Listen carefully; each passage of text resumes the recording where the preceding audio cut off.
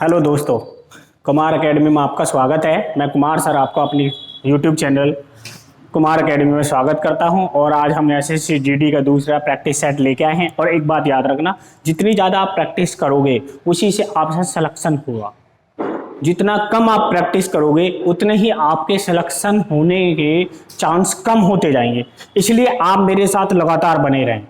जितने practice set आपको मैं करा दूं, सारे प्रैक्टिस सेट आप कर लो मैथ के, और फिर गारंटी है कि 20 में से आपके 20 नंबर अवश्य आएंगे। न आए तो मुझे बताना। जो मैं क्वेश्चन कराता हूं इन्हीं क्वेश्चंस को आप लिखो, इन्हें आप अपने नोट्स बना लो, नोट्स बना के इन्हें रिपीट करो बार बार बार बार, और फिर आप देखोगे कि एग्जाम में भी किसी भी यही क्वेश्चन आ रहे हैं।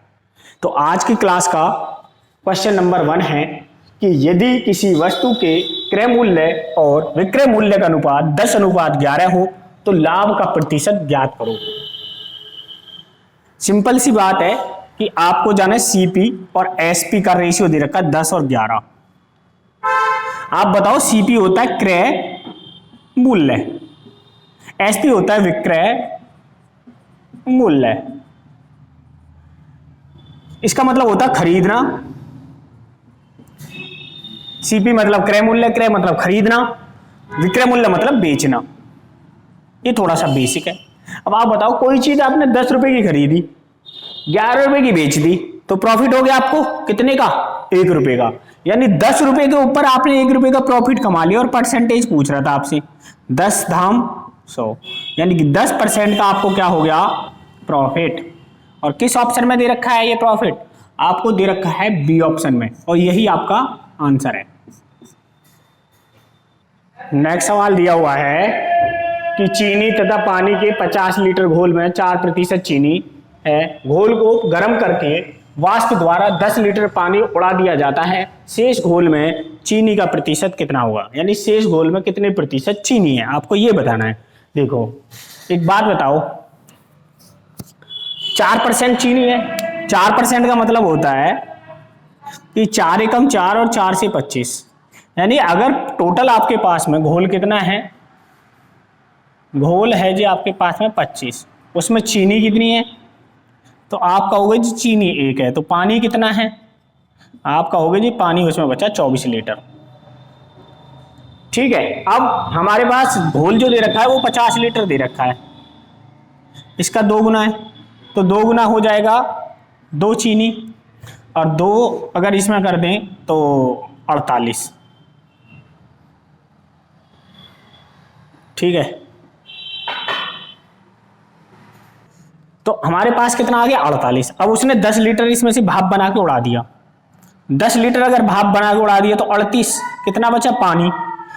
चीनी तो 2 kg बचेगी, और टोटल घोल कितना हो गया? 40 लीटर। अब इस घोल में आपसे पूछ रहा है कि चीनी कितनी है, तो 2 लीटर है। 40 के घोल में 2 लीटर चीनी है इंटू 100, 2 किलो। 2 से कट गया ये 20 पे, और 20 पंजे 100, यानी 5% आपकी क्या बची इसमें? चीनी। इस ऑप्शन में दी गई है, ए ऑप्शन में दी गई है। यही आपका क्या होगा? आंसर होगा। दोस्तों, नेक्स्ट सवाल दिया हुआ है 916 गुणा क्वेश्चन मार्क गुणा 3 बराबर 2143141। यहां पर आपको बताना है कि क्वेश्चन मार्क के स्थान पर क्या आएगा। तो इसे करने का एक शानदार तरीका है डिजिटल सम। डिजिटल सम का मतलब होता है जितने इसके अंकों का योग है उतना ही इनकी गुणा करने के बाद उसके अंकों का योग होना चाहिए। तो 2 और 1 3 और 4 7, 3 10, 4 14, 4 18। 18 का मतलब हो गया 8 और 1 9। तो अब अगर हम इनकी भी मल्टीपल करते हैं और क्वेश्चन मार्क की जगह भी मल्टीपल करें तो 9 आना चाहिए। 9 और 1 10 और 6 16, 16 गुणा क्वेश्चन मार्क गुणा 3, 6 और 1 7 गुणा क्वेश्चन मार्क गुणा 3, 7 या 21, 2 1 3। अब ये 9 लाने के लिए मुझे कौन सा ऑप्शन ले लूं? 7 और 1 8 ले लेते हैं। 7 और 1 8 का मतलब 7 8 15 का, 5 और 1 6 होते हैं। अगर 6 की गुणा 3 में करें, 6 3 18, और 8 और 1 कितने हो गए? 9, यानी 9 बराबर 9 हो गया। तो हमारा आंसर क्या हो गया? 78। तो इसे हम डिजिटल सम से बहुत ही आसान तरीके से सवाल को कर सकते हैं। ये डिजिटल सम से एक सवाल करने का सबसे आसान तरीका है। नेक्स्ट सवाल दिया हुआ है कि एक कक्षा में 30 लड़कों की औसत आयु 16 वर्ष है। और 20 लड़कियों की औसत आयु 14 वर्ष है। कक्षा के सभी विद्यार्थियों की औसत आयु कितनी है? ए ऑप्शन है 15.2 वर्ष, बी ऑप्शन है 15 वर्ष, सी ऑप्शन है 14.5 वर्ष और डी ऑप्शन है 14 वर्ष। आप मेरे को बताओ, यहाँ पर 30 बच्चों की 16 वर्ष दे रखी है, यहाँ 20 लड़कियों की 14 वर्ष दे रखी है, तो इनमें से जो ज्यादा है ना, जो कम है उसको औसत आयु मान लो, यानी कि 20 की अगर 14 वर्ष आयु मान ले औसत, तो लड़कों की अब अगर मैं 14 मानूं तो ये तो 16 है, यानी कि 2 ज्यादा है, तो कितने लड़कों की ज्यादा है? 30, यानी 30 लड़कों की 2 ज्यादा है, तो टोटल कितनी ज्यादा आ गई? 60 वर्ष। और 60 वर्ष कितने बच्चों में बटेगी? 50, यानी कि 60 वर्ष को अगर मैं 50 बच्चों में बांटूं तो पॉइंट लगा के 50 एकम 50, 10 बचे, पॉइंट लगा लिया, 0 हो गई, 100 हो गई, 50 दूनी 100, यानी कि 2 वर्ष, यानी कि 1.2 वर्ष बढ़ जाएगी। हमने ली कितनी थी? टोटल ली थी 14 वर्ष, और 14 वर्ष में अगर सबकी 1.2 वर्ष बढ़ानी है तो औसत आयु कितनी हो जाएगी? 15.2 वर्ष। और इस सवाल को करने का इससे आसान तरीका कुछ नहीं मिलेगा आपको, फिर तो आपको गुणा करनी पड़ेगी। हमें आपसे कैलकुलेशन से बचने के लिए मैंने आपको क्या बताया कि आप टोटल बच्चों की जो औसत आयु है वो 14 वर्ष मान लो, जो कम वैल्यू है इन दोनों में से वो ले लो 14 वर्ष। अब लड़के तो 30, अगर 30 की 16 साल है तो 2 ज्यादा थी, 30 की 2 ज्यादा से कितनी ज्यादा हो गई? 60 साल। 60 साल ज्यादा थी तो ये 50 बच्चों में बांट दी, 1.2 वर्ष सबकी बढ़ जाएगी। 14 से बढ़ा के 1.2 बढ़ा दी, कितनी हो गई? 15.2 वर्ष। ए ऑप्शन में दी हुई है, यही आपका आंसर है। दोस्तों सवाल दे रखा है कि 1/8 गुणा 223 प्लस क्वेश्चन मार्क बराबर 71। आपको पूछ बताना है कि क्वेश्चन मार्क के स्थान पर क्या आएगा। तो क्वेश्चन मार्क के स्थान पर आने के लिए गुणा हो रही है, इधर जाएगा, क्या हो जाएगा? भाग 223 प्लस ए बराबर 8 एकम 8 और 8 सत्ते 56। ये प्लस की वैल्यू इधर जाके माइनस हो जाएगी, 223 माइनस हो जाएंगे तो 8 में से 3 गए 5, 6 में से 2 गए 4 और 5 में से 2 गए 3, 345। और किस ऑप्शन में दे रखा है? सी ऑप्शन में दिया हुआ है, यही आपका क्या होगा? आंसर। दोस्तों नेक्स्ट सवाल दिया हुआ है, अच्छा इसके ऑप्शन रखने रह गए भाई, चल रही है।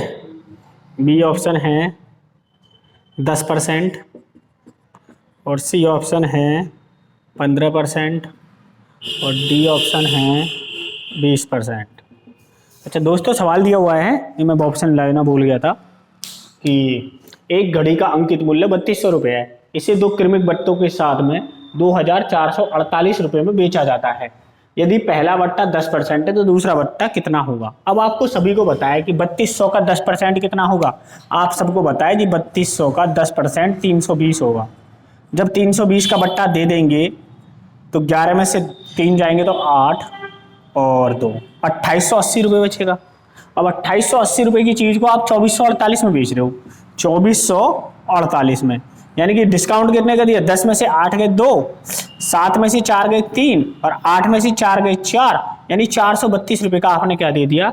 डिस्काउंट दे दिया। कितने के ऊपर? 2880 के ऊपर आपने 432 रुपये का डिस्काउंट दे दिया इंटू 100। एक जीरो से एक जीरो कैंसिल, 288 दूनी 432 और 2 धाम 20, तो यानी कि दूसरा डिस्काउंट जो आपने दिया है वो 20% का दिया है और डी ऑप्शन में आपका आंसर दिया हुआ है। तो इस तरह के सवाल को इसी अप्रोच के साथ करना है आपको, ये बिल्कुल स्मार्ट अप्रोच है। भाई इस सवाल में थोड़ी सी गलती हो गई, गलती क्या हो गई? ये मैंने गलती से गलत काट दिया, क्योंकि कुछ सवाल मुझे ऐसे हैं याद हैं, तो याद होते हैं तो फिर मुझे थोड़ा दिक्कत हो जाती है। देखो ये 288 पे करेगा 1.5 पे, 1.5 पे, और 1.5 की मल्टीपल जब 10 में करेंगे तो आ जाएगा 15%। ये 15% आंसर आएगा और ये ऑप्शन में दे रखा था सी ऑप्शन में। मुझे दूसरे क्वेश्चन का आंसर याद था, इसलिए अगर गुणा भाग में कहीं से दिक्कत भी हो जाती है तो आप अपने से सही कर सकते हो, वरना वैसे भी मुझे कमेंट करके आप बता सकते हो। तो यहाँ पर मेरे से थोड़ा सा ये गलती होगी कि मैंने इसे 20 पे काट दिया, मुझे लगा ये 20 पे कटेगा, परंतु ये 1.5 गुना था इसका। ठीक है, तो ये छोटी छोटी गलतियां है ना, इन्हें इग्नोर करके सही कर लेना खुद से। नेक्स्ट सवाल दिया हुआ है 2.136 के ऊपर बार, यानी कि ये सिंप्लीफिकेशन क्वेश्चन दे रखा है और ये बार के ऊपर सवाल हुआ है। सवाल क्वेश्चन है ये रैशनल नंबर और इरेशनल नंबर, और उसमें भी किसके ऊपर है? बार के ऊपर है। तो जब भी ऐसा सवाल आ जाए, जैसे ये दे रखा है 0.136 के ऊपर बार। तो जो नंबर बार में नहीं दिए गए हैं उसे पूरी संख्या में से माइनस कर लेंगे। जो नंबर पे बार नहीं है उन्हें पूरी संख्या में से माइनस कर लेंगे। 2136 माइनस 21 बटे, जिन नंबर के ऊपर बार है उनके लिए 9 और जिसके ऊपर बार नहीं है उसके लिए 0। अगले नंबर के लिए कुछ नहीं करेंगे, जो पॉइंट से पहले नंबर है उसके लिए कुछ नहीं करेंगे। 2136 में से 21 जाएंगे, ये बचेंगे 2115 बटे 990। 5 से इसे काटेंगे, 5 से इसे काटेंगे तो ये कटेगा 5 एकम 5, 4 बचे 49 हो गए, 5 नेम 45, 4 बचे 5 अट्ठे 40। ठीक है, अब 5 से इसे काटेंगे, 5 चौके 20, 1 बचा 11 हो गए, 5 दूनी 10, 1 बचा 15 हो गए, 5 तिया 15। अब ये 11 से कट जाएगा, 11 एकम 11, 8 बचे 11 अट्ठे 88, 11 से ऊपर भी कट जाएगा, 11 ही थी 33 नहीं कटेगा। 2 से काटो इसे, 2 नेम 18, 1 बचा 2 नेम 18, 2 से ऊपर वाला भी नहीं कटेगा। 9 से कट जाएगा, 9 दूनी 18 और 9 दूनी 18, 9 चौक 36, कितने बचे 6 और 9 सत्ते 63। ये आ गया हमारा 47 बटे 22, यानी 47 बटे 22। किस ऑप्शन में दिया हुआ है ये देखो आप, ऑप्शन में दिया हुआ डी ऑप्शन में, यही हमारा क्या होगा आंसर होगा। दोस्तों ये काटने पीटने में थोड़ी सी दिक्कत है तो ये आप देख लेना इसे कितनी सी संख्या कटती है। मेरे को गलती होगी, 4 3 7 और 2 9 होते हैं, 9 से भी कटता है, 8 और 1 9 और 8 और 1 9, 9 और 8 और 1 9, ये भी 9 से कटता है, तो मुझे 9 से काटना था, थोड़ा देख लेना आप। दोस्तों सवाल दिया हुआ है कि 3 अंकों वाली 2 संख्याओं का एचसीएफ 17 है तथा एलसीएम 714 है, इन संख्याओं का योग कितना होगा। तो अब आप सभी को पता है कि अगर इस तरह का सवाल आ जाए तो हम क्या करते हैं कि 2 संख्या पूछ रहा है, पहली संख्या गुणा दूसरी संख्या बराबर में होता है एलसीएम इनटू होता है एचसीएफ। अब एलसीएम तो आपको दे रखा है, कितना दे रखा है 714, एचसीएफ भी दे रखा है आपको 14। अब हमें ये पता नहीं कि दोनों संख्या क्या है, तो दोनों संख्या, एक संख्या ए मान लेते हैं और दूसरी संख्या बी मान लेते हैं, और एचसीएफ 17 दे रखा है तो 17 से मल्टीपल कर लेते हैं। अब देखो 17 से ये वाला 17 तो कट गया, ये 14 की जगह 17 है, 17 तो कट गया। अब इस 17 से ये कितने पे कट जाएगा, 17 चौके 68 और 17 दूनी 34, यानी a इंटू बी आ गया आपका 42, यानी कि a इंटू बी का मतलब हो गया 7 6 42, 7 गुणा 6। अब अगर 17 से मल्टीपल कर दें इसमें, 17 छिक्का 102 और 17 की गुणा यहां भी कर दें, और 17 छिक्का 102 नहीं होते, 17 सत्ते 119 और 17 की गुणा इधर भी कर दे तो 17 छिक्का 102। अब आपसे इन दोनों संख्या को क्या पूछ रहा था, योग पूछ रहा था, तो ये हो गया 221। और किस ऑप्शन में दे रखा है 221, सी ऑप्शन में दे रखा है, यही आपका आंसर है। नेक्स्ट सवाल दिया हुआ है कि कितने वर्षों में 12.5% वार्षिक दर से 3000 रुपए का वार्षिक साधारण ब्याज 3000 रुपए का साधारण ब्याज 1080 रुपए हो जाएगा। कितने साल में पूछ रहा है कि 3000 रुपए के साधारण ब्याज से हमें 1080 रुपए मिल जाएंगे। देखो 12% बोल रहा है, 3000 रुपए है, 3000 का अगर मैं 12% निकालूं तो 12 ही थी 36, यानी कि 360 रुपए का पहली साल का ब्याज चाहिए। कितना मुझे साधारण ब्याज 1080 रुपए, पहली साल का 380, दूसरी साल का 360, दूसरी साल का 360, तीसरी साल का भी 360। अब अगर मैं इसको जोड़ के देखूं तो ये कितना हो जाता है 1080 हो जाता है। अगर हम इन तीनों को जोड़ते हैं 36 36 72 और 36 108, 1080 हो जाता है। तो आपसे पूछ रहा था कितने साल लगे, 1 साल, 2 साल और 3 साल, यानी 3 वर्ष में 1080 रुपए का हमें साधारण ब्याज मिल जाएगा। और किस ऑप्शन में दिया हुआ है, ए ऑप्शन में। चक्रवर्ती ब्याज का सवाल दिया हुआ है, 8000 रुपए का 15% वार्षिक सीआई की दर से, यानी चक्रवर्ती कंपाउंड इंटरेस्ट की दर से 2 वर्ष 4 माह का कंपाउंड इंटरेस्ट कितना होगा, यानी चक्रवर्ती ब्याज कितना होगा। इसके लिए हमें क्या करना है, 3 साल का जो अप्रोच है उसे लगाएंगे।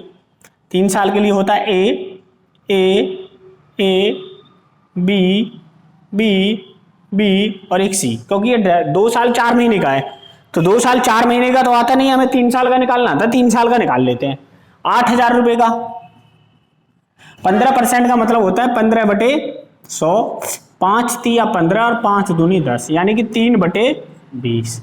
अगर पहली साल का 3/20 निकाले तो 20 चौक 80, 400 तिया 1200। अगर एक ए 1200 है तो सारे ए 1200 ही होंगे। अब इसका अगर 3/20 करते हैं तो 2 छिक्के 12, यानी कि 180।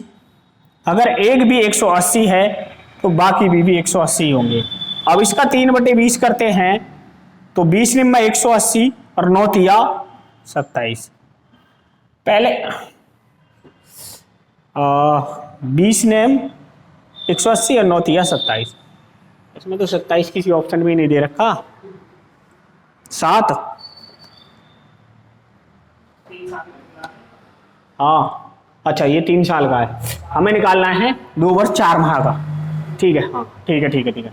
1200 और 1200 2400 और एक 2580, यानी 2 साल का आ गया 2580 रुपए। ये तीसरी साल का ब्याज है, और तीसरी साल का ब्याज कितना है 1200 और 360, 1200 और 360 1560 और 27 1587।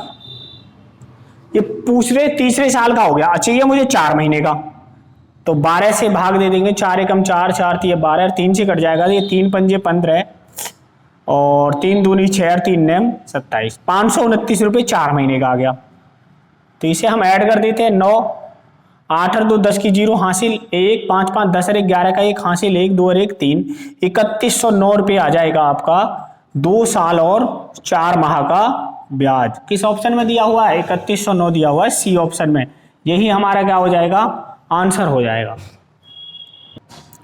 दोस्तों मेंसुरेशन का सवाल दिया हुआ है। सवाल है कि एक कमरे के फर्श का परिमाप 18 मीटर है और इसकी ऊंचाई 3 मीटर है। इस कमरे की 4 दीवारों का क्षेत्रफल ज्ञात करो। तो कमरे की 4 दीवार का क्षेत्रफल निकालने के लिए क्षेत्रफल बराबर हो जाएगा कमरे की 4 दीवार का क्षेत्रफल बराबर हो जाएगा परिमाप इंटू ऊंचाई, यानी 18 गुणा 3, 18 54 वर्ग मीटर। आंसर आ गया। किस ऑप्शन में दिया हुआ है? सी ऑप्शन में। यही आपका क्या है? आंसर है। दोस्तों टाइम एंड वर्क का सवाल दिया हुआ है कि 18 व्यक्ति 6 घंटे प्रतिदिन कार्य करके एक भवन को 30 दिन में बनाते हैं। इसके 16 गुना बड़ा भवन को 6 घंटे प्रतिदिन कार्य करते हुए 27 दिन में बनाने के लिए कितने आदमियों की आवश्यकता होगी? अब एक घर बनाना है, पहले उसे बनाने में लग रहे थे 30 दिन और 27 दिन में बनाना है। घंटे पहले भी 6 थे, अभी भी 6 घंटे काम कर रहे हैं। ये तो सेम वैल्यू है, और जब सेम वैल्यू होती है तो उसका कोई यूज नहीं होता। अब मैं अगर आदमी देख लूं, आदमी, और आपसे दिन की बात कर रहा है, यानी कि पहले जो दिन लग रहे थे वो लग रहे थे 30 और आदमी लग रहे थे 27। तो जब टाइम सेम हो तो ये इसका क्या हो जाएगा? आदमी दिन का इनवर्स हो जाएंगे। इसे काट लेते, 3 धाम 30, 3 नेम 27, यानी दिन 9 और ये 10। 9 की वैल्यू सवाल में दे रखी है 18। कितने आदमी दे रखे हैं? 18, यानी इसका कितने गुना है? 2 गुना। तो 18 की 2 की गुना यहां भी कर देते हैं, 2 धाम 20, यानी कि अगर वही सेम भवन बनाना होता तो इन्हें पहले 18 दिन लगते और इसे लगते 20, परंतु भवन सेम नहीं बनाना है, भवन बनाना है 16 गुना बड़ा। तो 16 गुना बड़ा बनाने के लिए कितने आदमी चाहिए? 16 दूनी 32, यानी तो 320 आदमी। और 320 आदमी ए ऑप्शन में आपके में दिए हुए हैं। इस सवाल को करने का ये सबसे बेस्ट और आसान तरीका है। बाकी तो आप टाइम एंड वर्क का फॉर्मूला लगा के भी कर सकते थे। दूसरा तरीका मैं ऐसे कर सकता था कि 18 आदमी है, 6 घंटे रोज काम करते हैं और काम हो रहा है 30 दिन में। अब इन्हें करना है 16 गुना काम। अब कितने आदमी चाहिए? आदमी तो नहीं पता, और कितने? 6 घंटे प्रतिदिन काम करें और 27 दिन में काम खत्म हो जाए। तो 6 से तो 6 कट गया, 9 तिया 27, 9 दूनी 18, 3 धाम 30, 10 दूनी 20, 20 गुना 16, 320। ये इसका बेसिक तरीका है, आप इस तरह से भी कर सकते हैं, परंतु यहां मुझे करने में मेरे को टाइम नहीं लगेगा। ये 30 था, ये 27 था, 10, 3 से कट गए, 3 दाम 30, 9, 9 10, 9 की वैल्यू 18, 10 की वैल्यू 20, 16 गुना काम करना था तो 20 की वैल्यू 320। आपका डायरेक्ट आंसर आ जाएगा, टाइम बच जाएगा। दोस्तों टाइम एंड स्पीड का सवाल दिया हुआ है कि एक लड़का अपनी यात्रा 10 किलोमीटर की दूरी 12 किलोमीटर प्रति घंटा की चाल से और 12 किलोमीटर की दूरी 10 किलोमीटर प्रति चाल से तय करता है।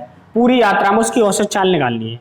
तो मुझे दूरी तो पता है, एक बार जा रहा है जी 10 किलोमीटर और एक बार जा रहा है 12 किलोमीटर। डिस्टेंस तो मुझे पता है कितनी है, 22 किलोमीटर।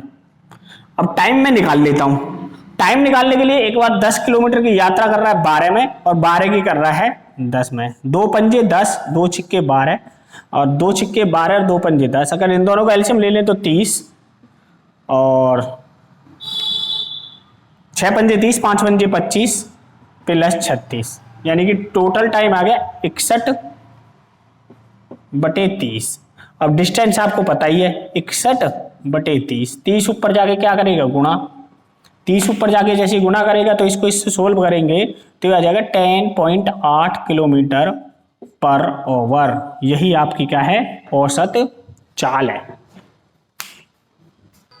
दोस्तों टाइम एंड स्पीड का सवाल दिया हुआ है कि रेल का 100 मीटर लंबी रेलगाड़ी 30 किलोमीटर प्रति घंटा की चाल से जा रहे रेल के किनारे खड़े व्यक्ति को पार करने में कितना समय लेगी। तो रेल को अपनी दूरी चलनी है और रेल को अपनी लंबाई चलनी है तो कितनी चलनी है, 100 मीटर। अब आप बताओ, रेल की स्पीड है 30 किलोमीटर और वो है 1 घंटे में। ये किलोमीटर था, अगर मैं घंटे को सेकंड में बदलूं तो आप कहोगे जी 3600 सेकंड हो गई। अब किलोमीटर को अगर मीटर में बदले तो आप कहोगे जी 30,000 मीटर हो गया। 1 0 2 0 1 0 2 0, 3 से डिवाइड कर दे तो 100 मीटर आ जाएगा और 3 से इसे भी डिवाइड कर दे तो 12 सेकंड आ जाएगा। यानी कि रेल 100 मीटर की दूरी को 12 सेकंड में चल जाएगी। यही आपका क्या है, आंसर है और ऑप्शन ए में दिया हुआ है। इससे आसान तरीका आपको कोई नहीं मिलने वाला, वरना तो सभी आपको जो ना या तो 12/5 से 5/12 से 5/18 से 18/5 से गुणा करना ही सिखाएंगे। दोस्तों अलजेब्रा का सवाल दिया हुआ है, a प्लस 1/a बराबर 2, तो x की पावर 64 प्लस 1/x की पावर 45 का मान क्या होगा। अच्छा मैं आपको एक बात बता देता हूं कि a प्लस 1/a बराबर 2 ये तभी संभव है जब a की वैल्यू क्या हो, 1। ये तभी संभव है जब a की वैल्यू 1 होगी। आप यहाँ पे 1 रखेंगे, यहाँ पे भी 1 रखेंगे और 1 को 1 में ऐड करेंगे 2 हो जाएगा। तो यहाँ पे भी आप 1 रख लो और इसको भी 1/1 रख लो तो कितना होगा, 1 और 1 2। तो आंसर कितना हो गया, 2। तो हमेशा क्या आएगा, 2 आंसर है। नेक्स्ट सवाल दिया हुआ है कि x प्लस 1/x बराबर 3, तो x square plus 1/x square का मान दिया हो। जब ये वैल्यू दी हुई हो और ये वैल्यू निकालनी हो तो हमें हमेशा क्या करना है, a का स्क्वायर माइनस 2। इस वाली वैल्यू को ले लेंगे, 2 3 का स्क्वायर माइनस 2, 3 तिया 9, 9 में से 2 गए 7। किस ऑप्शन में दिया हुआ है, ऑप्शन में दिया गया बी ऑप्शन में। यही आपका क्या है, आंसर है। इसी तरह आपको ये सवाल करना होगा। 8 7 15 दोस्तों सवाल दिया हुआ है कि 8 7 9 स्टार 3 4 2 8 7 संख्या 9 से विभाजित है, स्टार के स्थान पर क्या आएगा। तो जब भी ऐसी कभी संख्या आ जाए, 9 से वो संख्या विभाजित होती है जिस संख्या के अंक भी 9 से विभाजित हो जाएं। अब यहां पर ऑप्शन दे रखा 8 7 9 स्टार 3 4 2 8 और 7। अब 9 से वो संख्या विभाजित होती है जिस संख्या के अंक भी 9 से विभाजित होते हैं। 9 से 9 कटता है, कटता है।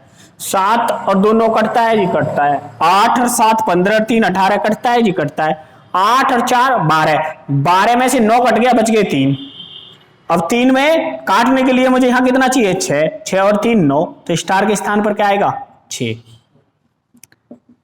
तो ऑप्शन में दे रखा है ए ऑप्शन में, यही आपका आंसर है। दोस्तों सवाल दिया हुआ है कि 11/13 15/17 17/19 21/19 और 23/21 में सबसे छोटी भिन्न कौन सी है।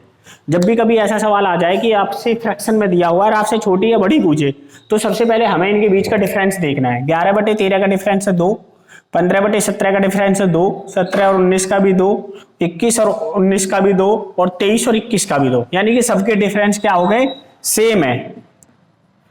जब सेम डिफरेंस हो तो जो संख्या अंश में बड़ी वो बड़ी, जो अंश संख्या अंश में छोटी वो छोटी, तो अंश में सबसे छोटी संख्या क्या है 11/13। यही क्या होगा आपका आंसर होगा। दोस्तों लास्ट क्वेश्चन दे रखा है आज की क्लास का कि एक वर्ग की प्रत्येक भुजा में 10% की वृद्धि कर दी जाती है तो इसके क्षेत्रफल पर क्या प्रभाव पड़ेगा।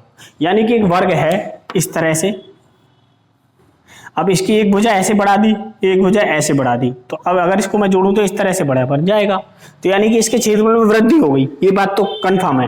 पहले 10% की वृद्धि हुई, 10% की वृद्धि का मतलब होगा पहले 10 थी भुजा 11 हो गई, फिर 10 थी भुजा 11 हो गई। अगर पहले क्षेत्रफल देखूं तो 10 धाम 100, और बाद में क्षेत्रफल देखूं तो 11 11 121, यानी कि 100 से 121 हो रहा है, तो कितने परसेंट की वृद्धि हो रही है 21% की। यही आंसर है। किस ऑप्शन में दिया हुआ है, ए ऑप्शन में दे रखा है।